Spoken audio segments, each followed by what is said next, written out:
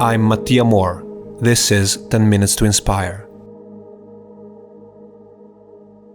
So we are here with a great entrepreneur, an icon in the world of business, Howard Schultz. So thank you for being here with us today. And this is 10 Minutes to Inspire, a podcast by Tech.Emotion. And I mean, everyone knows you, but I would love to ask you, which is the venture or the undertaking that best defines you in your life? I think I have two parallel answers to that because they both began at the same time. So in 1987, we had 11 stores and 100 employees and a dream to build a different kind of company. And in 1987, 86, 87, our son was born and Sherry and I were starting a family. So the family of Starbucks and the family of Schultz, Sherry and I started at the same time. And I think it's not an accident that there were parallel paths to the entrepreneurial story, the support of Sherry and our own family in trying to build both a company and a family with a set of values and guiding principles that we would be proud of. So I think that's how I would answer the first question. Yeah, I think it's, a perfect way you're putting together such most important thing for, your life and everyone's life. And, and this is, with Tech.Emotion and with the work of Emotion Network, we produce podcasts, films, documentaries, events like this. We want to inspire people. Yes. We want to try to use stories of people to inspire others. Right. So who or what have inspired you the most? I've been very fortunate. I don't have a business degree. I did not go to business school. And so if you looked at my resume or CV, you'd say, I don't think that guy has the ingredients to build a company like Starbucks, let alone start a business. But I had a lot of people around me who had more experience and understood that in order to do something like this, you got to surround yourself with people with same kind of values and be able to almost be a sponge in life. And so it's not one person, but I also think to be an entrepreneur in any endeavor, you got to have three main characteristics. Three. Okay. Now, I'm sure there's more, but for me, there's three. The first is you have to have some degree of intelligence. So let's call that IQ, but that's the third, not the first.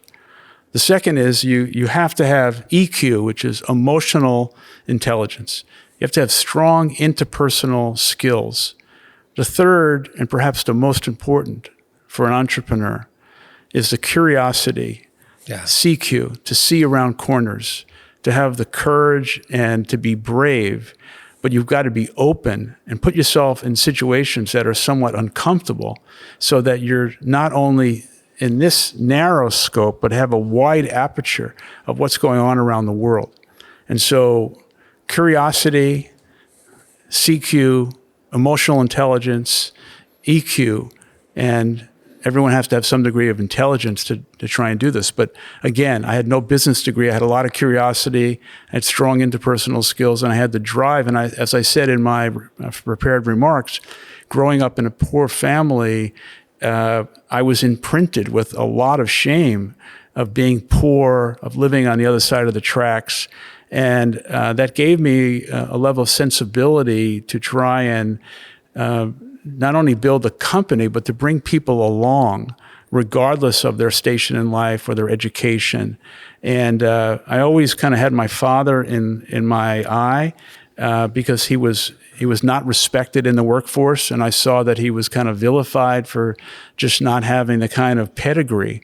And if you want to build a great company, you've got to bring everyone along and find a way in which you can share success. That's it. I mean, really connected to what we were trying to spread and communicate here. I mean, also related to the emotional intelligence that you were talking about, and also, try to take back the dignity of the people and the workers, and really, touching us and inspiring us in this way. So thank you for that.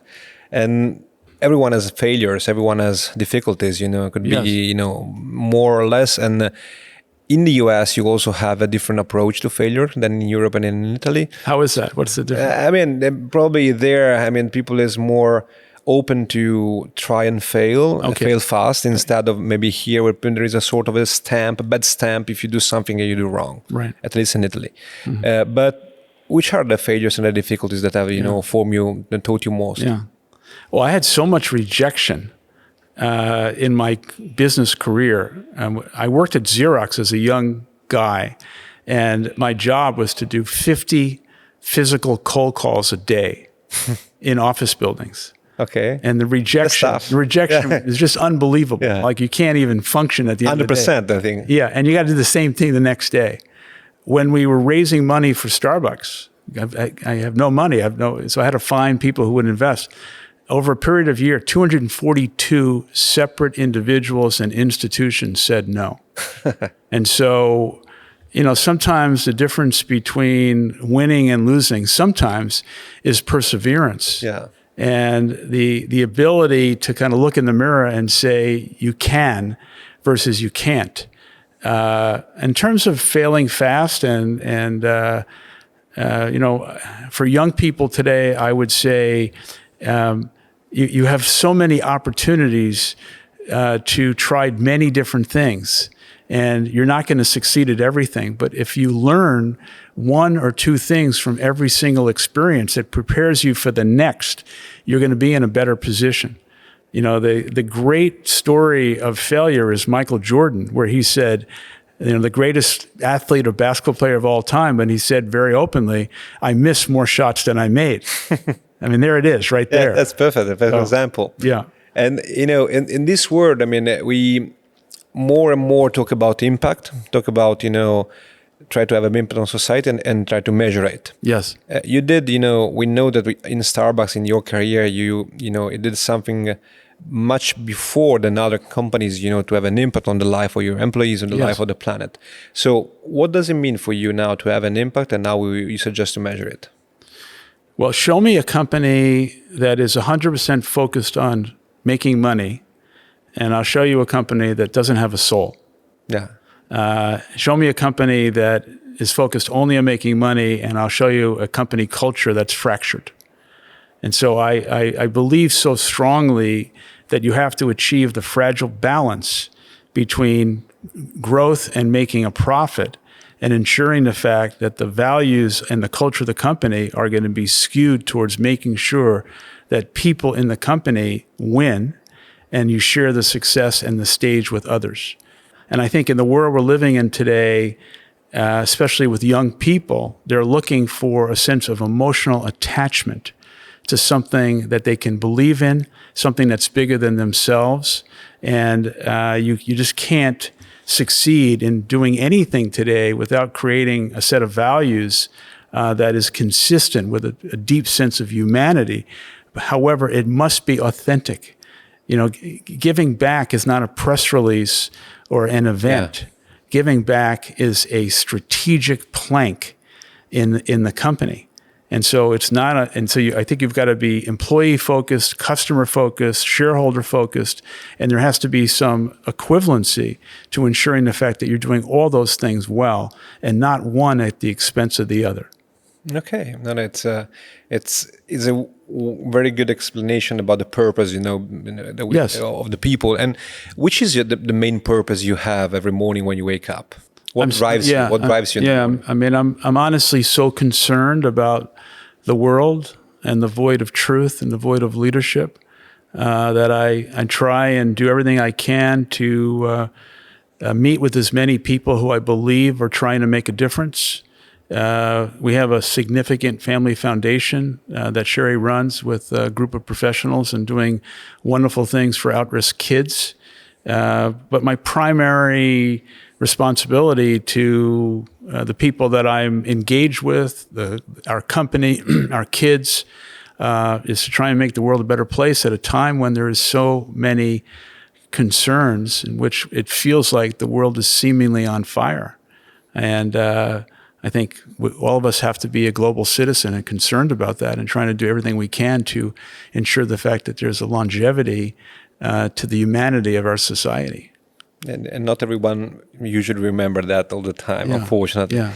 And in the kind of, we're almost at the end of this conversation, but in a kind of world that is going so fast, how do you find time for yourself, or what is the space that you find for yourself? I have 3 young grandkids, so spending time with them is rejuvenating. walking into the Milan roastery, the Starbucks roastery in the last couple of days. And congratulations for that. You know, it's beautiful. It's very much appreciated. It's so gratifying to see that the 50 plus years of Starbucks has been embraced by the Italian culture. And I think, I have the same set of friends I've had for the same 30, 40 years, and people that I love being with, and trust and confidence in each other. And, I've just turned 70, and I realize that 2/3 of my life perhaps is over, and we have to do everything we can to maximize every day and make a difference in the life of others. And certainly I want to do everything I can to make a deposit in the reservoir of humanity as much as I can. That's, the best approach to leave something, for the future. Right? Yeah. That way. So we, Tech.Emotion, try to put together, as we said, also the name, technology and innovation with creativity, with emotions. Yeah. And everyone has some emotion that drives our own life. So which is the emotion that drives your life? Love. And it's a very easy answer for me, because you won't find love in the textbook of the Harvard Business School curriculum. But if you go into great companies around the world, and there are many, what you will find is the joy of the work, the love of the core purpose and reason for being, an emotional attachment in the mission and values. And yes, we're in the coffee business, we're in the people business, but the reservoir of everything we're trying to do is steeped in trying to do everything we can to enhance the life of others and create opportunity. And the thread of all that is love. That's it. Love is the perfect answer in that way. So, can I say one thing? And I think I get invited to a number of conferences, and some I go to and some I don't. But I think to you and Angelo, what you're creating here is very important.